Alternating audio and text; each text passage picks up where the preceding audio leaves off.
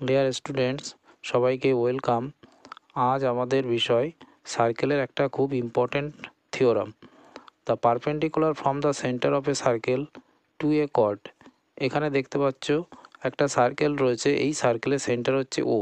তাহলে ও থেকে একটা কর্ড রয়েছে এ বি, এই ও থেকে এ বি এর উপরে একটা পারপেন্ডিকুলার ড্র করা হয়েছে। পারপেন্ডিকুলার মিন্স এই অ্যাঙ্গেলটা কত ডিগ্রি হবে? 90 ডিগ্রি হবে। আবার এটাও কত ডিগ্রি হবে? 90 ডিগ্রি হবে। তাহলে পারপেন্ডিকুলার ড্র করা হয়েছে সেন্টার ও থেকে এ বি কর্ডের উপরে।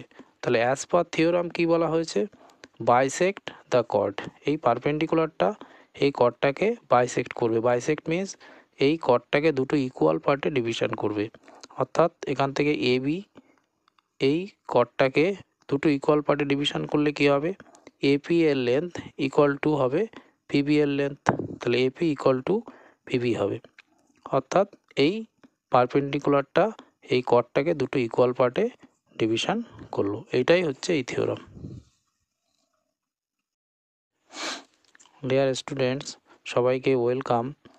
আজ আমাদের বিষয় সার্কেলের একটা খুব important theorem, the perpendicular from the centre of a circle to a cord.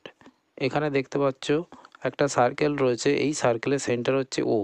তাহলে ও থেকে একটা কর্ড রয়েছে এ বি, এই ও থেকে এ বি এর উপরে একটা পারপেন্ডিকুলার ড্র করা হয়েছে। পারপেন্ডিকুলার মিন্স এই অ্যাঙ্গেলটা কত ডিগ্রি হবে? 90 ডিগ্রি হবে। আবার এটাও কত ডিগ্রি হবে? 90 ডিগ্রি হবে। তাহলে পারপেন্ডিকুলার ড্র করা হয়েছে সেন্টার ও থেকে এ বি কর্ডের উপরে। তাহলে অ্যাজ পার থিওরাম কী বলা হয়েছে? Bisect the chord. এই পারপেন্ডিকুলারটা এই কর্ডটাকে বাইসেক্ট করবে। বাইসেক্ট মিন্স এই কর্ডটাকে দুটো ইকুয়াল পার্টে ডিভিশন করবে। অর্থাৎ এখান থেকে এ বি এই কর্ডটাকে দুটো ইকুয়াল পার্টে ডিভিশন করলে কী হবে? এপি এর লেন্থ ইকুয়াল টু হবে পিবি এর লেন্থ। তাহলে এপি ইকুয়াল টু পিবি হবে।